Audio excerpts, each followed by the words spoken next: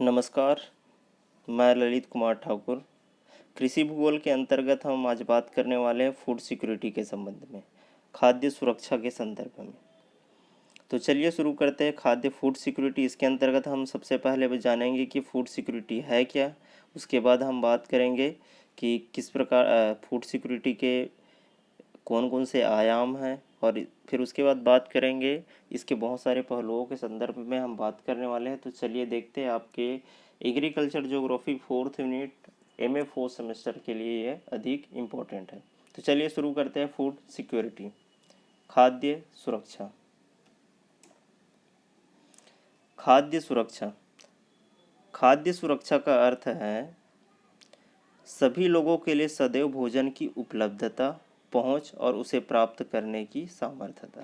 ठीक है, सीधी तौर पे बात करते हैं, आप सुरक्षित कब है, मान लेते हैं आप घर, आप कोई सीमा है, ठीक है, इस सीमा के इस पार, मतलब हम यदि अपने देश की सीमा पे है तो क्या है, सुरक्षित है। और यदि कहीं हम दूसरे जगह पे चले गए, ठीक है, तो क्या होगा, हम असुरक्षित है। ठीक वैसे ही कि खाद्य सुरक्षा क्या है, मान लेते एक लाइन है, अगर इस लेवल तक, इस लाइन तक यदि आपको भोजन प्राप्त हो रहा है, अगर इस लाइन के ऊपर है आप, तो आपको भोजन प्राप्ति करने में तो आप क्या है, खाद्य सुरक्षा सुरक्षित है आप। लेकिन यदि कम हो जा रहा है, यानी कि खाने की कमी हो जा रहा है, तो आप खाद्य सुरक्षा के दायरे से बाहर हैं। तो सीधी तौर पे खाद्य सुरक्षा का अर्थ है सभी लोगों के लिए सदैव भोजन की उपलब्धता, पहुंच और उसे प्राप्त करने की सामर्थ्यता से है। जब भी अनाज के उत्पादन या उसके वितरण में समस्या आती है, तो सहज ही निर्धन परिवार इससे अधिक प्रभावित होता है। खाद्य सुरक्षा, सार्वजनिक वितरण प्रणाली, शासकीय सतर्कता और खाद्य सुरक्षा के खतरे की स्थिति में सरकार द्वारा की गई कार्रवाई पर निर्भर करती है। ठीक है, तो ये क्या कार्रवाई है देखते हैं, लेकिन अभी तो फिलहाल ये जानो कि खाद्य सुरक्षा का अर्थ होता है सभी लोगों तक क्या हो के सदैव, एक बार खा लिए सप्ताह में सफिशिएंट, ऐसा नहीं, सदैव भोजन की क्या हो, पहुंच हो, उपलब्धता हो और उसे प्राप्त करने में वो सामर्थ्य भी हो। ये 3 चीज़ें आपको फिलहाल याद रखना है। चलिए आगे बढ़ते हैं। खाद्य सुरक्षा क्या है। जीवन के लिए भोजन उतना ही आवश्यक है जितना कि सांस लेने के लिए वायु। लेकिन खाद्य सुरक्षा मात्र 2 जून की रोटी पाना ही नहीं है, बल्कि उससे कहीं अधिक है। खाद्य सुरक्षा के निम्न आयाम हो सकते हैं। सबसे पहले बात करते हैं खाद्य उपलब्धता का तात्पर्य है देश में खाद्य उत्पादन, खाद्य आयात और सरकारी अनाज भंडारों में संचित पिछले वर्षों के स्टॉक से हैं। ठीक है, हमने 3 चीज़ के बारे में याद रखने बोला था, खाद्य उपलब्धता, खाद्य पहुंच और खाद्य सामर्थ्यता।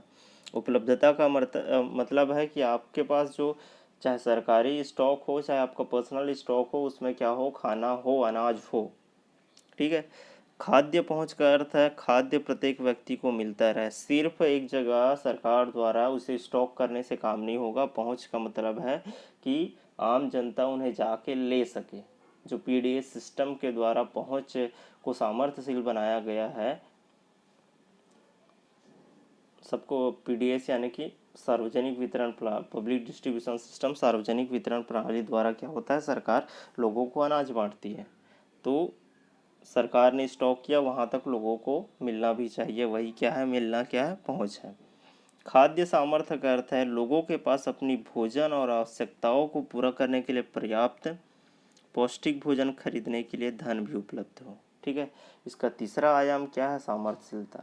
अब भाई आपके सरकार के पास तो स्टॉक है, ठीक है, आप पहुंच भी रहे, पर आपके पास उसे खरीदने के लिए पैसा ही नहीं है, धन ही नहीं है, तब भी आप फूड सिक्योरिटी के पूरे तीनों आयाम को पूर्ण नहीं करते हैं। तो हमारे पास उतना धन भी होना चाहिए जिससे हम खरीद पाए। तो ये 3 चीज़, उपलब्धता, पहुंच और सामर्थ्यता, ये ध्यान में रखेंगे, क्योंकि आएगा तो आपको ये तीनों वर्ड लिखना ही पड़ेगा। चलिए आगे देखते हैं। किसी देश में खाद्य सुरक्षा तभी सुनिश्चित हो सकती है जब सभी लोगों के पास पर्याप्त खाद्य उपलब्ध हो, सभी लोगों के पास स्वीकार्य गुणवत्ता खाद्य पदार्थ खरीदने की क्षमता हो, खाद्य की उपलब्धता में कोई बाधा ना हो। ठीक है, 3 चीज़ें यहाँ पे भी है, ध्यान में रखें।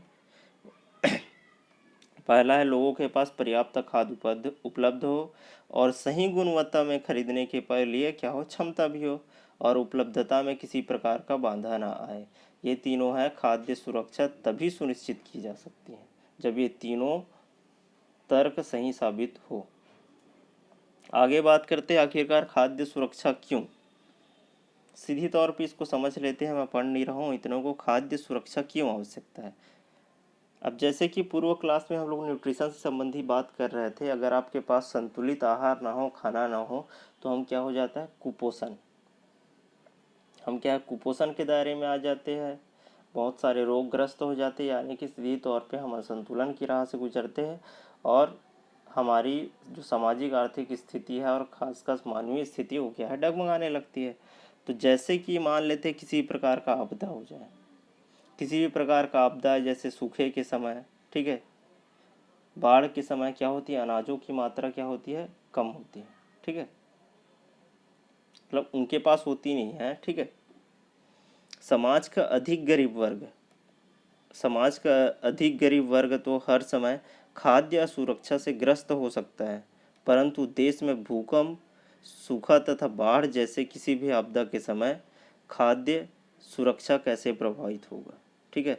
खाद्य सुरक्षा करने का तात्पर्य ऐसे है कि जब किसी देश पर, ठीक है, किसी भी तरह का आपदा है, जैसे अभी कोरोना चल रहा है, कोरोना का चल रहा है जिसे आपदा घोषित कर दिया गया है, सबको 3 महीने का राशन दे दिया गया है।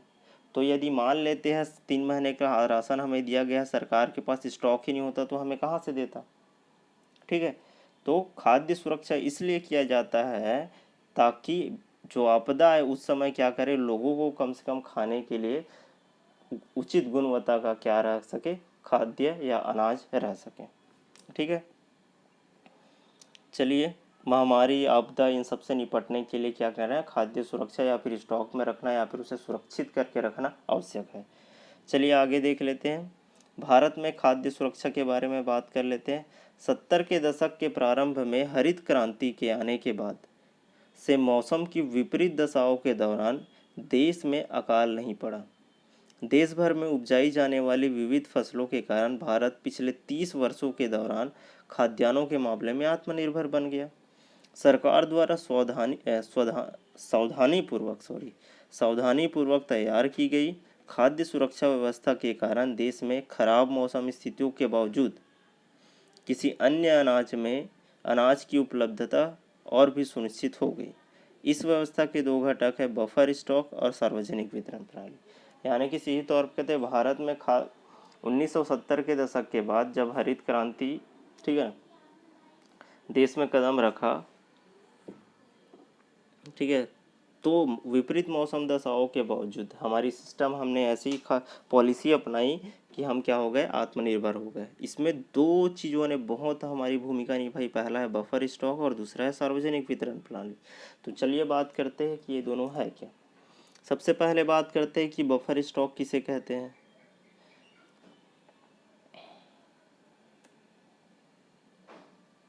बफर स्टॉक भारतीय खाद्य निगम, याद रखेंगे, भारतीय खाद्य निगम के माध्यम से सरकार द्वारा अधिप्राप्त अनाज, गेहूं और चावल भंडार है।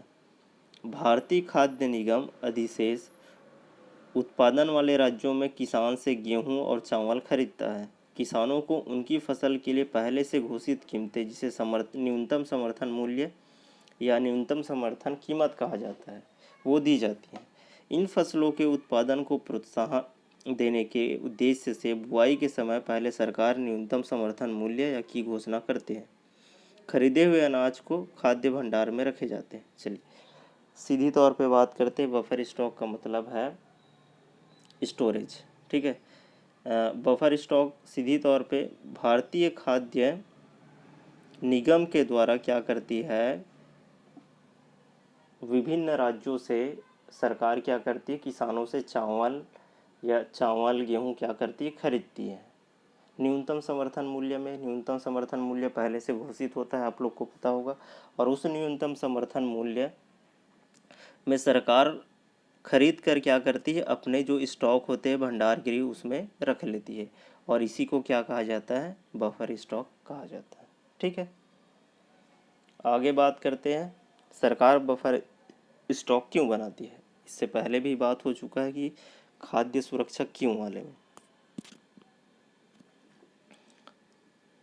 ठीक है, गरीब वर्गों, ठीक है ना, सीधी तौर पे बात करते हैं। जो गरीब वर्ग होगा, बीपीएल या गरीब वर्ग होगा, बीपीएल से नीचे वाले होंगे, या फिर खराब मौसम या आपदा के समय अनाज की समस्या को हल करने के लिए सरकार क्या करती है, स्टोरेज करती है या बफर स्टॉक या भंडार गृह का निर्माण करती है। ठीक है, स्पष्ट है। अगला बात करते हैं सार्वजनिक वितरण प्रणाली के संदर्भ में। भारतीय खाद्य निगम द्वारा अधिप्राप्त अनाज को सरकार विनियमित राशन दुकानों के माध्यम से समाज के गरीब वर्गों में वितरण करती है। इसे ही सार्वजनिक वितरण प्रणाली या पीडीएस, पब्लिक डिस्ट्रीब्यूशन सिस्टम कहते हैं। ठीक है, अब देखो मैं इसके संदर्भ में ज़्यादा बात नहीं कर रहा हूँ, सीधी तौर पे आप सभी जानते हैं कि अलग अलग प्रकार के कार्ड धारक होते हैं, अमीरी रेखा, गरीबी रेखा या फिर मध्यम वर्गीय, अंत्योदय कार्ड, और इन सभी को 1 रुपया किलो या फिर 3 रुपया प्रति किलो के हिसाब से कम रेट पर सरकार द्वारा क्या कर जाए, चावल मुहैया कराया जाता है। और जिस माध्यम से सरकार इन्हें अनाजों का वितरण करती है उसे क्या कहते हैं, पीडीएस या फिर सार्वजनिक वितरण प्रणाली कहते हैं। ठीक है, इसमें चीनी दिया जाता है, मिट्टी का तेल दिया जाता है, ठीक है, अनाज, गेहूँ, ठीक है, आदि दिया जाता है। चलिए आगे बात करते हैं। भारत में राशन व्यवस्था की शुरुआत बंगाल में, देखो पीडीएस सिस्टम के अंतर्गत ही बात करें, भारत में राशन व्यवस्था की शुरुआत बंगाल के अकाल की पृष्ठभूमि में 1940 के दशक में हुई थी। क्रांति से पूर्व भारी खाद्य संकट के कारण 60 के दशक के दौरान राशन प्रणाली पुनः जीवित की गई। गरीबी के उच्च स्तरों को ध्यान में रखते हुए 70 के दशक के मध्य एनएसएसओ यानी कि नेशनल सैंपल सर्वे ऑर्गेनाइजेशन की रिपोर्ट के अनुसार खाद्य संबंधी 3 महत्वपूर्ण अंतः क्षेत्रीय कार्यक्रम प्रारंभ किए गए। ठीक है, नेशनल सैंपल सर्वे की रिपोर्ट के अनुसार पूरे भारत में 3 प्रकार के, ठीक है, अंतर क्षेत्रीय कार्यक्रम प्रारंभ किए गए हैं जो खाद्य सुरक्षा के लिए क्या कहते हैं, बहुत महत्वपूर्ण है। वो है पहला सार्वजनिक वितरण प्रणाली, दूसरा है एकीकृत बाल विकास की सेवाएं, ठीक है, जो 1975 में प्रारंभ की गई थी, और तीसरा है काम के बदले अनाज, जो 1977 से 78 में प्रारंभ किए थे। ठीक है, इन तीनों को याद रखेंगे कि भारत में खाद्य सुरक्षा बनाए रखने के लिए हमें 3 तरह की चीज़ें लागू की गई थी, सार्वजनिक वितरण प्रणाली, एकीकृत बाल विकास सेवा तथा काम के बदले अनाज। इस प्रकार से खाद्य सुरक्षा का जो टॉपिक है एक बहुत सिंपल वे पे कंप्लीट होता है। समझता है, इससे अधिक आपको आवश्यकता नहीं होगी। तो चलिए मिलते हैं अगले वीडियो में। इसी के साथ फूड सिक्योरिटी का जो टॉपिक है वो कंप्लीट होता है। तो तब तक के लिए धन्यवाद, मिलते हैं।